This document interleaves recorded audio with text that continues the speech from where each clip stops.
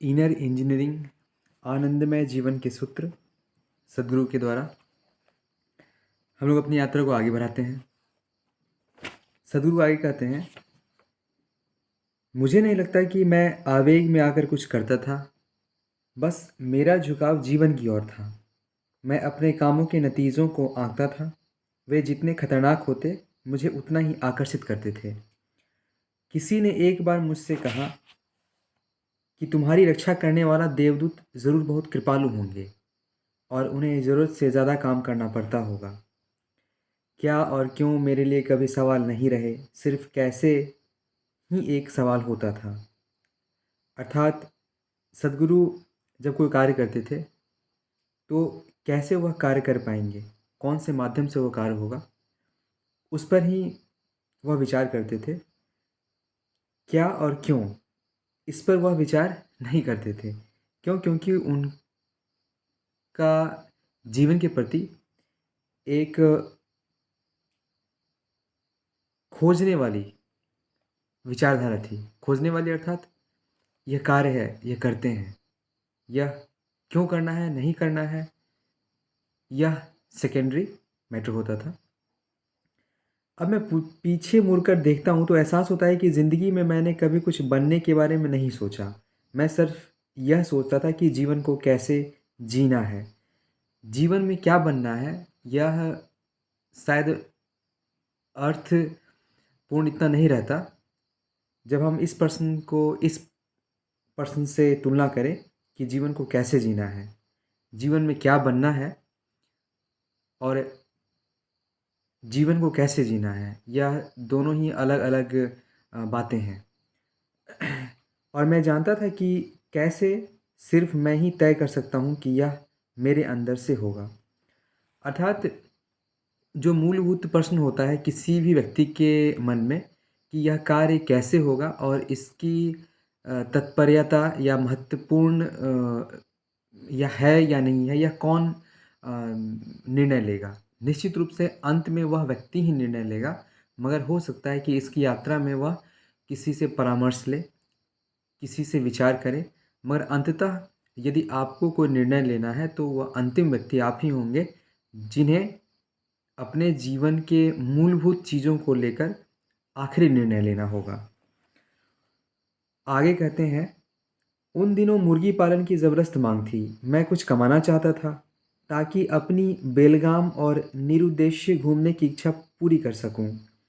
हम लोग जानते हैं कि सदगुरु अपने ज़माने के समय जब वो काफ़ी जवान थे और युवावस्था में वह बहुत घूमे हैं। वह बाइक से लगभग इंडिया के हर क्षेत्र में गए हैं।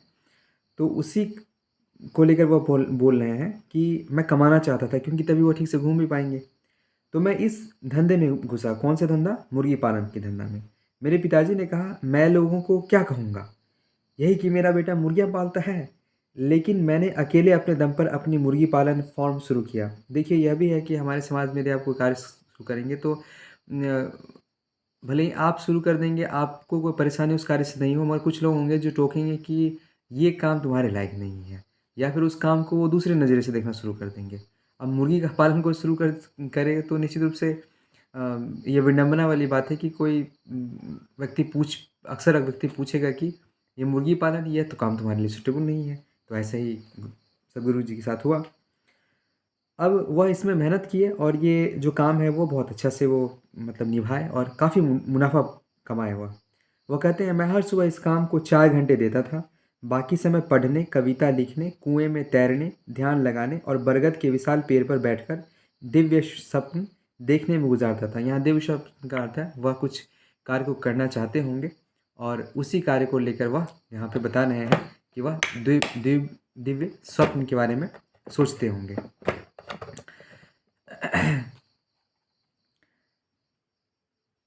सफलता ने मुझे जोखिम लेने के लिए उकसाया। मेरे पिताजी हमेशा अफसोस करते थे कि उनके बेटे के अलावा हर कोई इंजीनियरिंग या उद्योगपति बन गया है, प्रशासनिक सेवा में भर्ती हो गया है या फिर अमेरिका चला गया। हर जगह जिस किसी से मैं मिलता, मेरे दोस्त, रिश्तेदार, मेरे स्कूल और कॉलेज के पुराने शिक्षक, वे कहते, ओह हमें लगता था कि तुम अपनी ज़िंदगी में कुछ बनोगे, पर तुम तो अपनी ज़िंदगी बर्बाद कर दिए। ऐसा होता है। मैंने इस चुनौती को स्वीकार कर लिया। एक सिविल इंजीनियर दोस्त के साथ साझेदारी में मैंने भवन निर्माण का व्यवसाय शुरू किया। 5 साल में हम एक बड़ी कंस्ट्रक्शन कंपनी बन गए और हमारी गिनती मैसूर के अग्रणी ठेकेदारों में होने लगी। मेरे पिताजी को यकीन नहीं होता था, लेकिन वे खुश थे।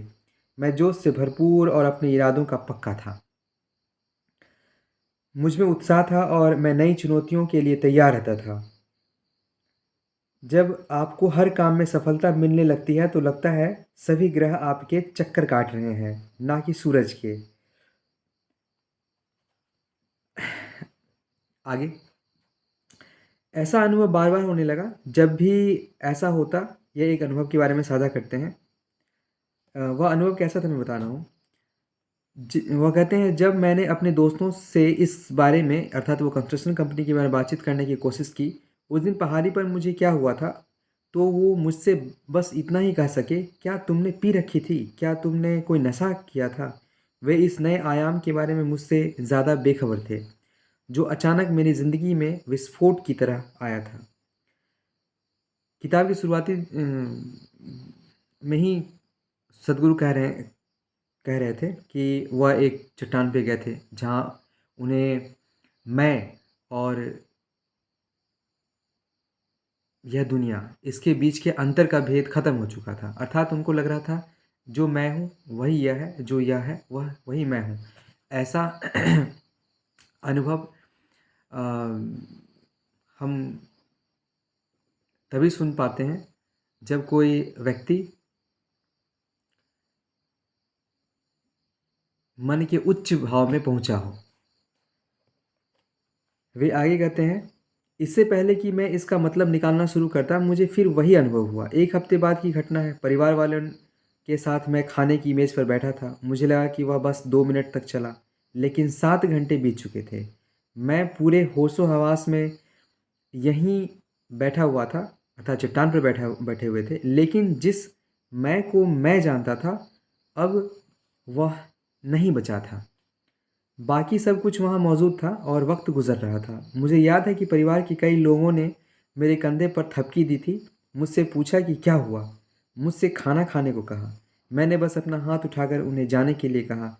तब तक वे मेरी अजीबोगरीब हरकतों के आदी हो चुके थे, इसलिए उन्होंने मुझे अकेला छोड़ दिया। जब मैं सामान्य स्थिति में लौटा तो सुबह के 4 बजे रहे थे। ऐसे अनुभव बार बार होने लगे। जब भी ऐसा होता तो लगातार कई घंटों तक मैं ना तो कुछ खाता और ना सोता, बस एक जगह बैठा रहता। जब जीवन में आध्यात्मिक रूप से परिवर्तन होता है तो ऐसा होता है कि आप किसी एक विचार को लेकर खोए हैं, आप खुद खोए रहेंगे और घंटों निकल जाएगा। यह अनुभव हम लोगों के लिए इसलिए महत्वपूर्ण है। यदि हमारे बीच किसी के बीच में यह घटना घटित होता है तो यह जान लेना आवश्यक है कि यह एक सामान्य घटना है और एक महत्वपूर्ण घटना है आध्यात्म की यात्रा में।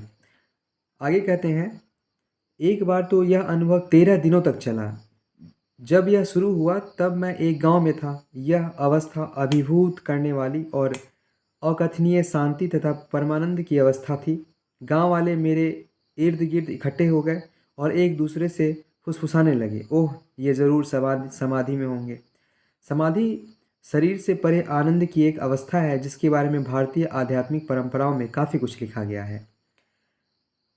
भारत उस तरह का देश है जिसमें लोगों में आध्यात्मिकता की पारंपरिक समझ है, पर मुझे उसका ज़रा भी अंदाज़ा नहीं था। मैं तो ब्लू डेनिम जींस पहनने वाला इंसान था। यहाँ पे देखिए, वस्त्र से किसी को समाधि अवस्था में आना और नहीं आना लेना देना नहीं है। हो सकता है कि कोई व्यक्ति को बाहरी रूप से आप देखें कि वह डेनिम का जीन्स, जैसे कि यहाँ पे उल्लेख है, या फिर कोई इस प्रकार का वस्त्र पहने, मगर हो सकता है वह एक आंतरिक यात्रा से गुजर रहा हो और इसके विपरीत भी मतलब हो सकता है। सदगुरु आए कहते हैं, जब मैं उस अवस्था से बाहर आया तो मुझे फूलों की माला पहनाना चाहते थे लोग, तो कई मेरे पैर छूना चाहते थे। यह सब मुझे पागलपन लगा। मुझे यकीन नहीं हो रहा था कि कोई मेरे साथ ऐसा करना चाहेगा। एक और दिन मैं दोपहर का खाना खा रहा था। मैंने मुंह में पहला निवाला रखा ही था कि अचानक वही अनुभव हुआ। उस पल मैं इंसानी पाचन की चमत्कारी प्रक्रिया को अनुभव कर पा रहा था। एक ऐसी प्रक्रिया जिससे एक बाहरी चीज़, धरती का एक टुकड़ा, मेरा हिस्सा बन रहा था। हम अपने जीवन को बहुत अच्छी तरीक़ा से देखें तो हम जिस जिस प्रोसेस से प्रक्रिया से गुज़रते हैं या प्रक्रिया हो रहा होता है हमारे अंदर या बाहर, यदि हम ठीक-ठीक से उसको समझने का कोशिश करें तो यह हमें आश्चर्यचकित करेगा और अ, हमारे आस्था के नए आयामों को खोलेगा। हम यदि कोई चीज़ खाते हैं तो वह जब पच जाता है तो वह हम ही बन जाते हैं। हम जो खाना खाते हैं हम क्या हैं? हम मूल रूप से हम जानते हैं कि 5 आयाम का नाम जानते हैं। मनोमय कोश जिसमें एक है। उसी प्रकार अन्नमय कोश है। तो अन्नमय कोश में क्या है? हम जो भोजन किए हैं वही हम बने हैं। आप यदि सही भोजन करेंगे तो आप स्वस्थ रहेंगे, आप सही होंगे। इसलिए कहा जाता है कि जैसा अन्न वैसा मन। मगर उससे भी पहले ये कहा जाता है कि जैसा अन्न वैसा शरीर। तो जैसा अन्न वैसा शरीर, जैसा अन्न वैसा मन। बौद्धिक स्तर पर हम सब यह जानते हैं कि धरती का एक हिस्सा भोजन हमारा पोषण करता है और फिर एक दिन हमारा शरीर उसी धरती का पोषण करने के लिए उसी मिट्टी में मिल जाता है जिसने कभी हमें जीवन दिया था। लेकिन जब यह बोध अनुभव के स्तर पर प्रकट हुआ तो इसने मैं कौन हूँ कि मेरे मूलभूत दृष्टिकोण को ही बदल दिया। धरती समेत अपने आसपास के हर चीज़ के साथ मेरे संबंधों में ज़बरदस्त बदलाव आ गया। आप कभी मिट्टी थोड़ा-सा मिट्टी आप अपने हाथों में लीजिए और उसको बहुत प्रेम से निहारिए, उसको देखिए और फिर आप अपने हाथों को भी देखिए, फिर मिट्टी को देखिए, फिर हाथ को देखिए। आपको लगेगा कि जो मिट्टी है और आपका जो हाथ है, इसमें बहुत गहरा संबंध है। जिस मिट्टी को आप उठाए हुए हैं, उसी मिट्टी में जन्मे भोजन को आप ग्रहण करते हैं और फिर इस शरीर का पोषण होता है, अर्थात हाथ का भी पोषण होता है और जो हाथ जिस हाथ को देख रहे हैं, यह हाथ भी एक दिन मिट्टी में ही अर्थात पंच तत्व में ही विलीन विलीन होगा।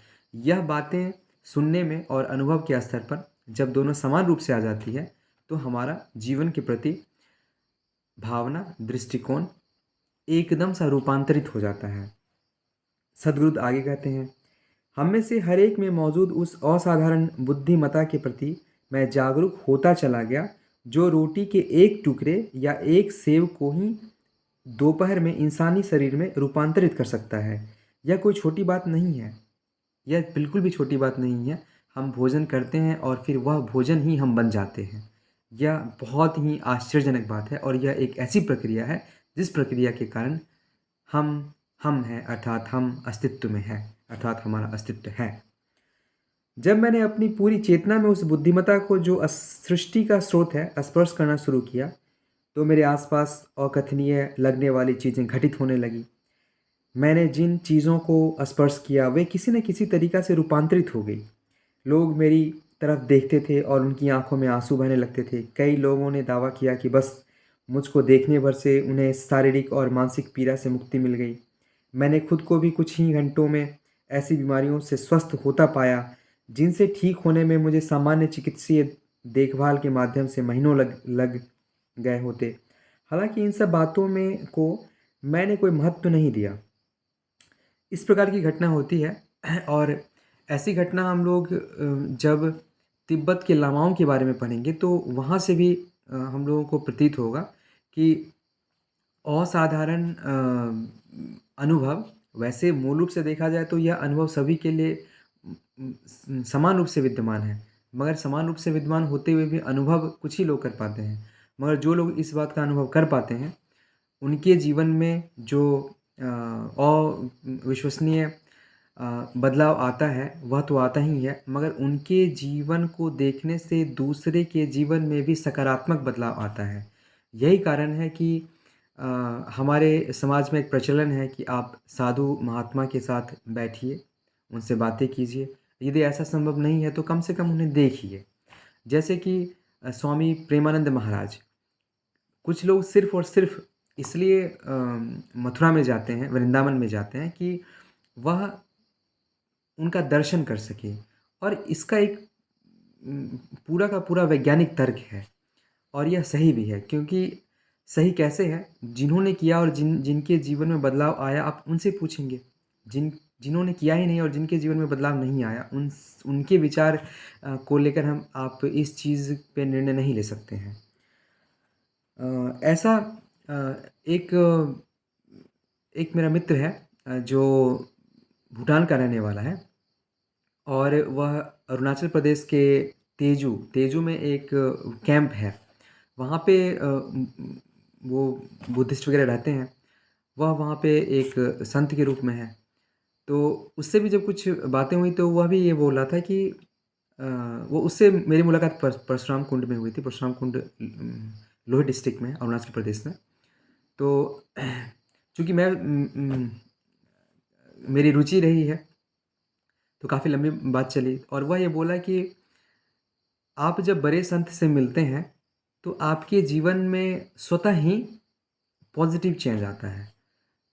तो सद्गुरु भी जो घटना यहाँ बता रहे हैं वह भी बहुत ही महत्वपूर्ण घटना है। आगे कहते हैं, बहरहाल बाहरी और अंदरूनी हर हकीकत को रूपांतरित करने की मेरी यह क्षमता मेरे भीतर और मेरे आसपास आज भी काफ़ी नाटकीय ढंग से जारी है। ऐसा नहीं था कि मैंने इसे हासिल करने के लिए अपनी तरफ से कोई कोशिश की थी। बात बस इतनी है कि एक बार जब कोई बुद्धिमत्ता के इस गहन आयाम के संपर्क में आ जाता है, जो यहाँ पर हमारे अस्तित्व का आधार है, तो जीवन स्वाभाविक रूप से चमत्कारी बन जाता है।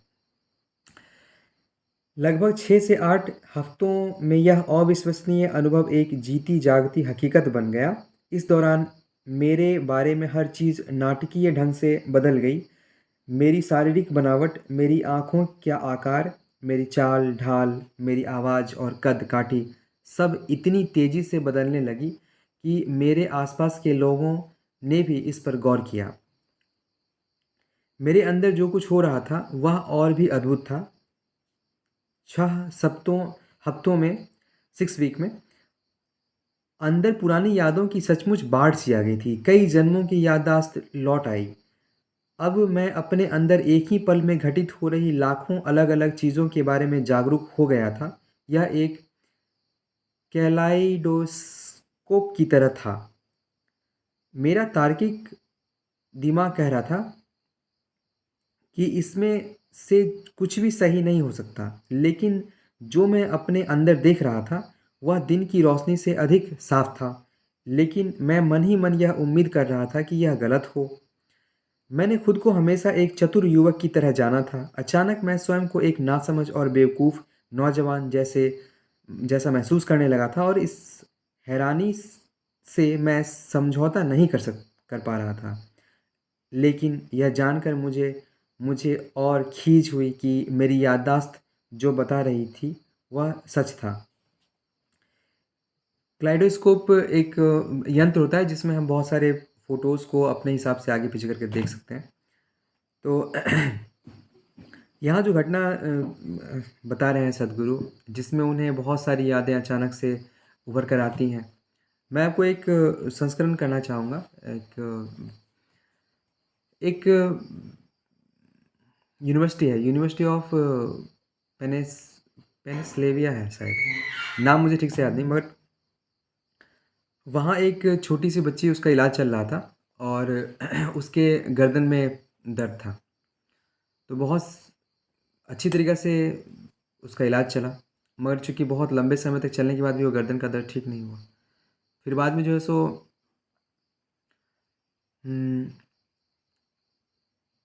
उस लड़की से कई अलग-अलग तरीक़े से जब चर्चा चला, तो फिर वह कई ऐसी घटनाओं का ज़िक्र की जो वास्तविक में ऐसा प्रतीत होता था कि जो उससे सीधे-सीधे जुड़ा ना हो, कम से कम इस जन्म में तो नहीं जुड़ा हो। तो ऐसा लगता था कि जैसे कि वो कोई घटना पूर्व जन्म की कर रही हो। तो चूँकि वह एक ऐसा देश है जिसमें क्रिश्चियनिटी है, तो वहाँ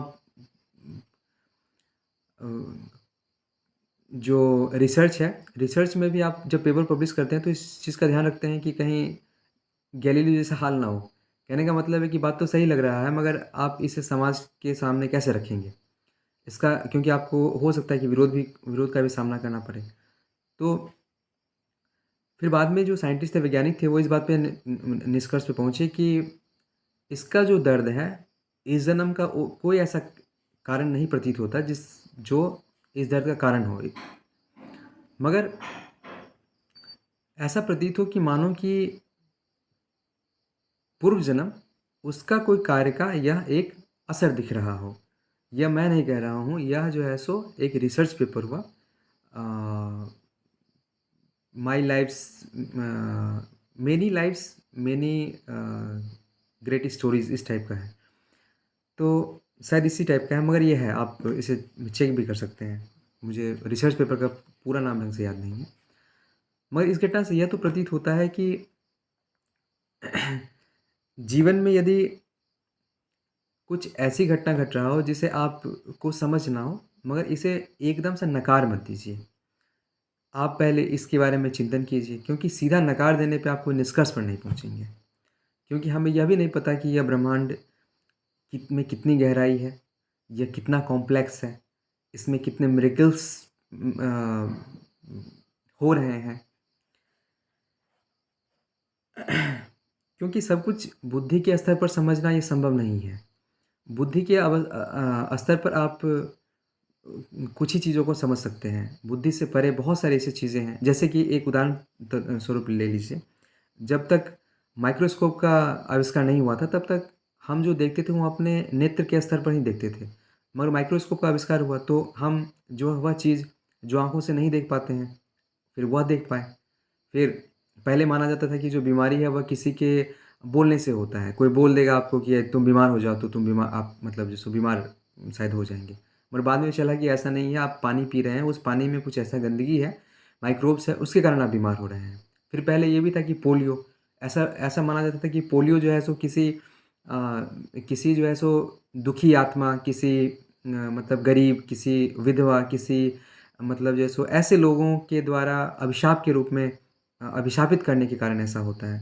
मगर बाद में चला कि नहीं, ऐसा नहीं है, यह जो है सो अ, इसका कारण जो है सो माइक्रोब है, और फिर बाद में इसका हम देख रहे हैं कि इसका वैक्सीनेशन भी निकला, फिर इसका इलाज पूर्ण तरह हुआ।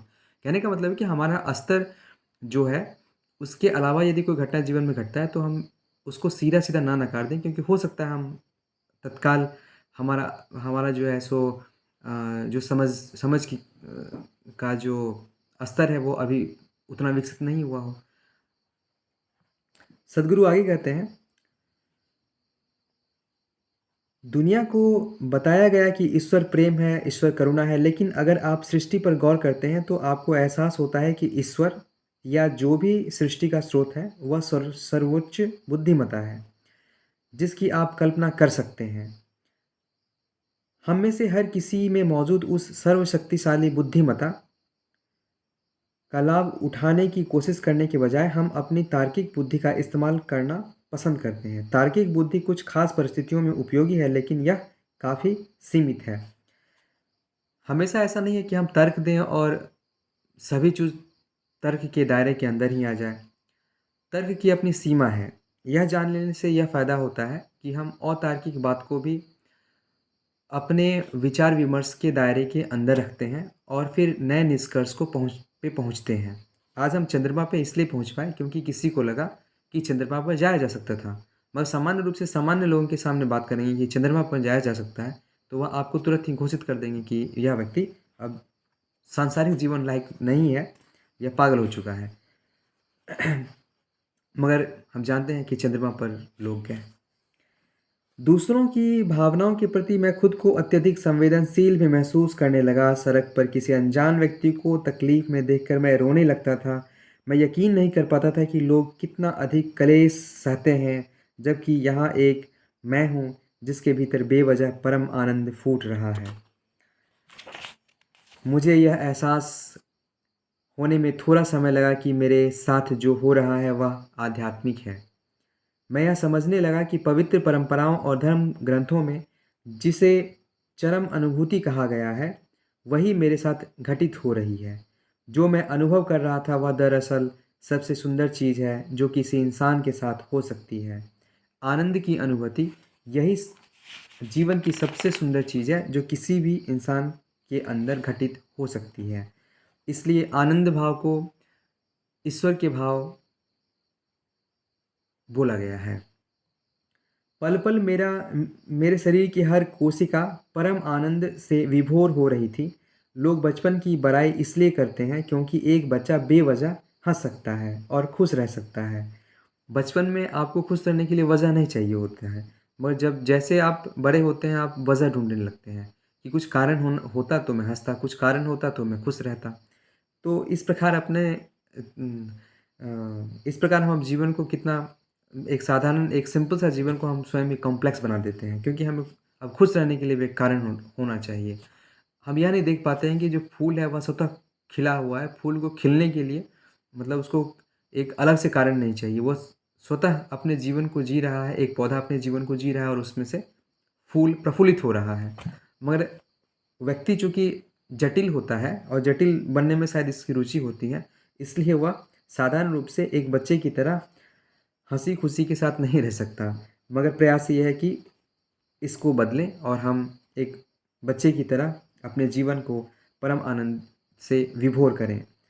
सद्गुरु आर्य कहते हैं, लेकिन मैंने देखा कि वयस्क जीवन में भी किसी के लिए परमानंद में रहना संभव है। संभव है। परम आनंद की स्थिति में रहना संभव है। यह हर एक इंसान के लिए है, क्योंकि हम जो कुछ भी अनुभव करते हैं वह हमारे अंदर से ही घटित होता है। थोड़ा सा विचार करें कि हम यदि किसी भी स्थिति में खुश रहे हैं, खुश रहे हों, तो जो खुशी या आनंद घटित हुआ हो वह आंतरिक ही होगा। मुझे एहसास होने लगा कि मेरे शरीर में बदलाव और असल में मेरी पूरी आंतरिक संरचना का पुनर्गठन था। मैं 12 साल की उम्र से हठ योग का अभ्यास करता आ रहा था। 13 साल तक किया गया वह योग इस समय फलीभूत हुआ। यहाँ सदगुरु 13 साल का जिक्र कर रहे हैं। देखिए संख्या का बहुत ही बड़ा महत्वपूर्ण मतलब इसका बहुत यूनिकनेस है। जैसे कि हम 12 साल को लें तो जुपिटर का जो मतलब रिवॉल्विंग टाइम है वो 12 साल है। 12 साल कुंभ का मेला भी जैसे 6 साल में अर्ध कुंभ, फिर 12 साल में मतलब कुंभ का मेला होता है। फिर 14 साल का हम जो लोग जानते हैं कि भगवान राम का वनवास हुआ था। फिर 13 साल हम जानते हैं कि पांडवों का वनवास प्लस एक मतलब अज्ञातवास मिलाकर 12+1 12 साल का वनवास और 1 साल का अज्ञातवास 13 साल का हुआ था। तो यहाँ भी हम लोग देख रहे हैं कि 13 साल तक किया गया वह योग इस समय फलीभूत होता है। एक चीज़ और कहा गया कि यदि आप कुछ करना चाहते हैं और उसमें परिवर्तन लाना चाहते हैं तो कम से कम 21 दिन से लेके आप 28 दिन तक उस चीज़ को कीजिए। तो वह आपके जीवन में परिवर्तन लाना शुरू करेगा। तो ये मैं इसलिए बोल रहा हूँ क्योंकि यह जो है सो मून और सन का जो रिलेशन है, यानी कि one complete cycle of moon उससे रिलेटेड है। मानव शरीर हाड़ मांस के एक टुकड़े की तरह भी काम कर सकता है और सृष्टि के स्रोत के रूप में भी। इंसान को ईश्वरीय हस्ती में बदलने की एक पूरी तकनीक है। मनुष्य की रीढ़ हड्डियों की एक बेकार अवस्था भर नहीं है, बल्कि असल में यह ब्रह्मांड की धुरी है। यह बस इस पर निर्भर करता है कि आप अपनी शारीरिक संरचना को कैसे पुनर्गठन करते हैं।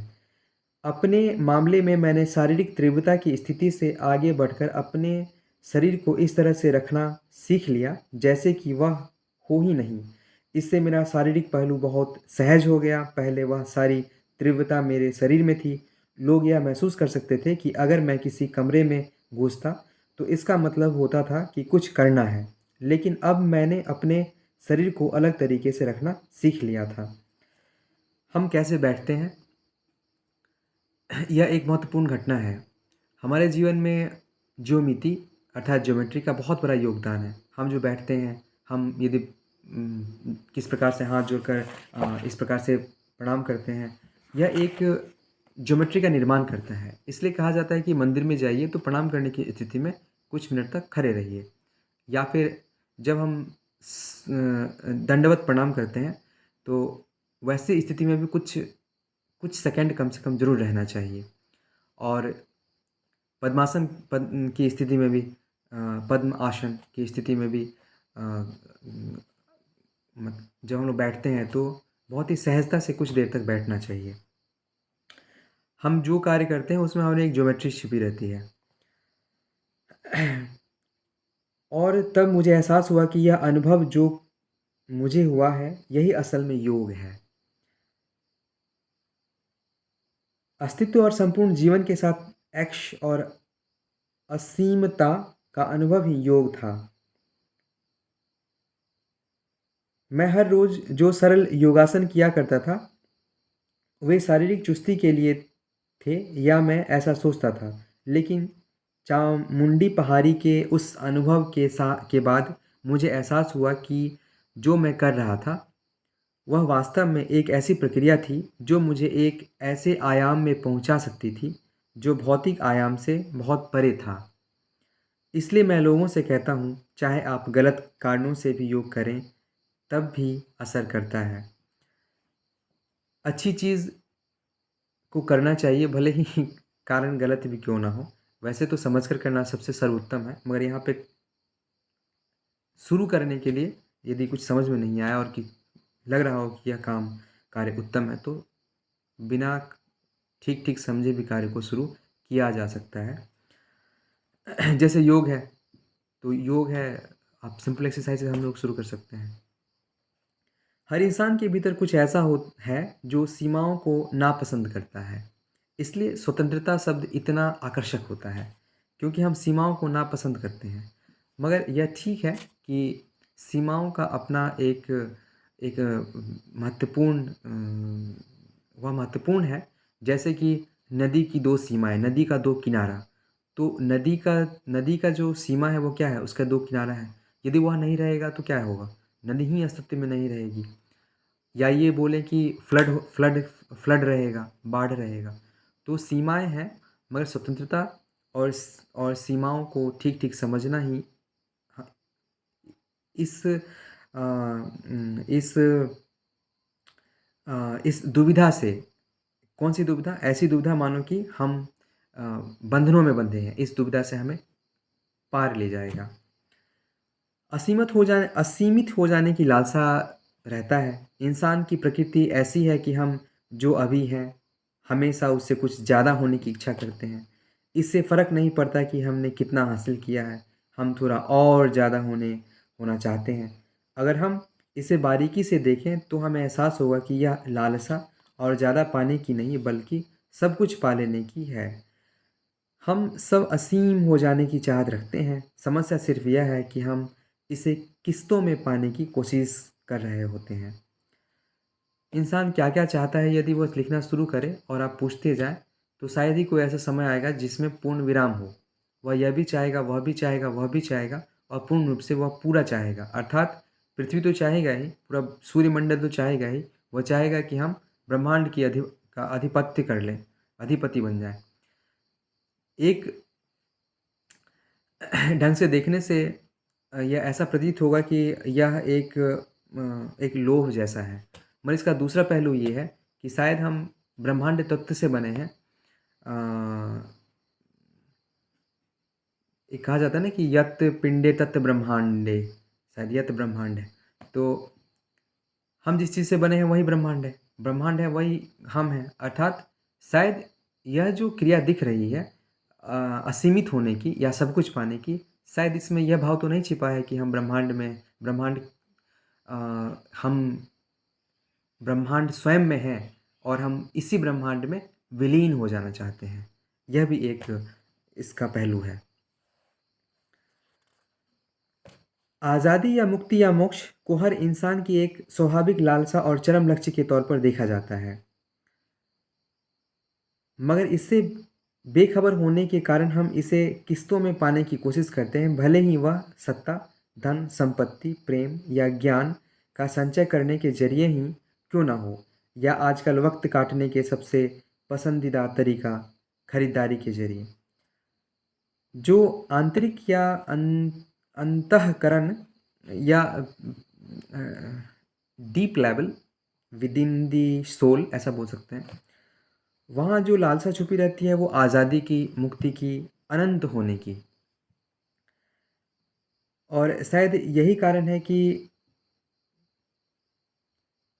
हम सब कुछ खरीद लेना चाहते हैं, सब कुछ पा लेना चाहते हैं। तो यह जो आज़ादी है वह यदि हम बाह्य रूप में इसका प्रयोग करें, तो हम सब कुछ पा लेना चाहेंगे। मगर ज्यों ही हम इसको अंदर की तरफ मोड़ दें, तो फिर हमारे अंदर संन्यास की भावना आएगी। फिर जीवन में परिवर्तन आता है।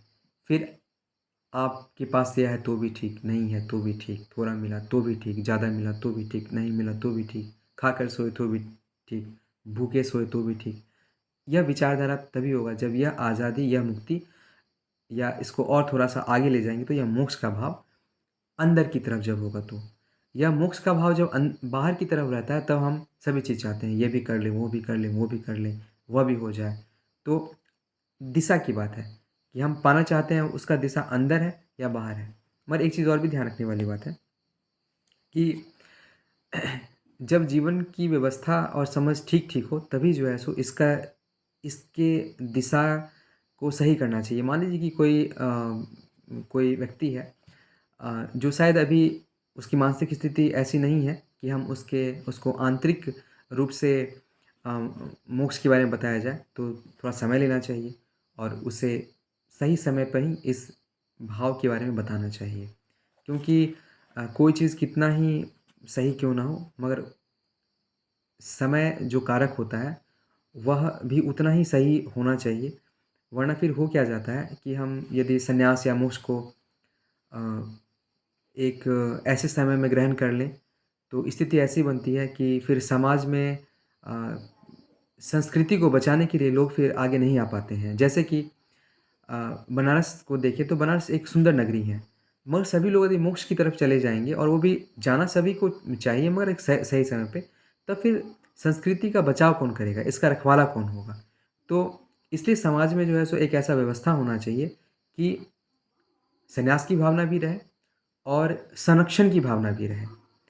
फिर ये भी है कि जो जिसमें परिपक्वता आ जाता है तो वह फिर राजा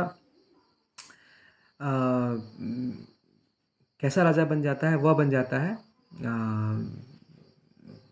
सीता माता के पिताजी का नाम क्या था? क्या बोलते हैं उनको?